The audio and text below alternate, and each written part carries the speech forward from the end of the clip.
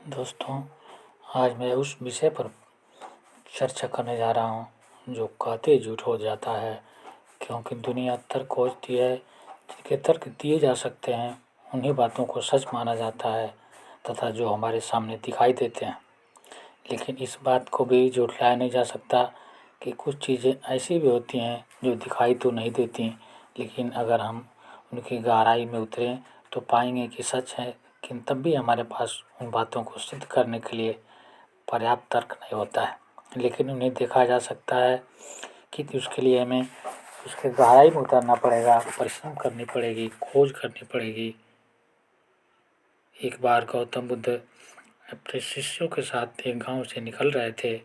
जैसे ही उन्होंने उस गांव में प्रवेश किया, एक आदमी उनके पास आकर बड़ी नम्रता से बोला, महात्मन, मैं एक आस्तिक आदमी हूँ और मेरा मानना है कि भगवान का अस्तित्व इस दुनिया में है। क्या आप मुझे बताएंगे कि भगवान है या नहीं?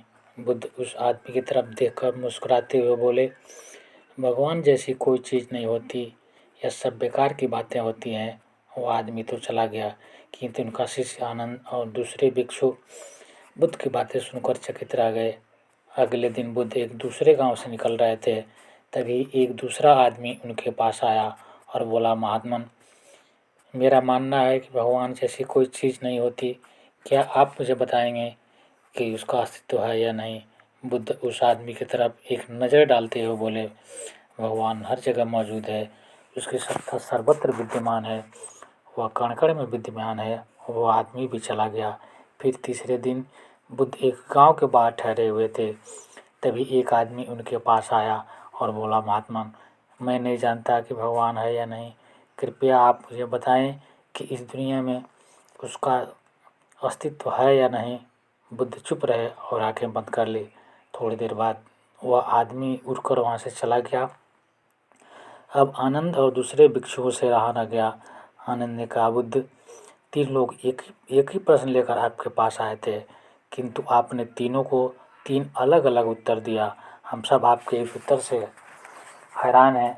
मुस्कुराते हुए बुद्ध बोले, देखो, पहला आदमी जो आया था वह भी एक विचार से बना था, एक खूंटे से बना था।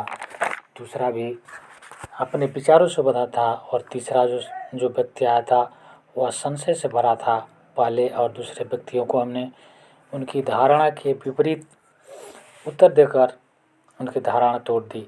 तीसरे व्यक्ति को मैंने खोज करने को छोड़ दिया। अब तीनों खोज करने की कोशिश करेंगे।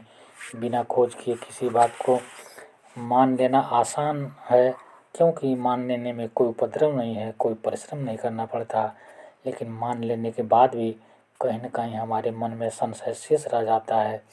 जबकि खोजने में मेहनत तो लगती है, दर्द तो होता है, लेकिन खोजने के बाद मन में कोई संशय नहीं रह जाता। इसलिए कभी भी किसी की कही कोई बात सत्य मत मानो, भले ही वह मैं ही क्यों न कह रहा हूँ। तुम खुद इसकी खोज करो और तुम्हारी कसौटी पर जो खरी उतरे उसे ही सत्य मानो। दोस्तों, अगर आपको यह वीडियो पसंद आए तो मेरे वीडियो को लाइक करें, विद्रोही चैनल को सब्सक्राइब करें। मिलते हैं अगले वीडियो में, तब तक के लिए नमस्कार। जय हिंद, जय भारत, वंदे मातरम।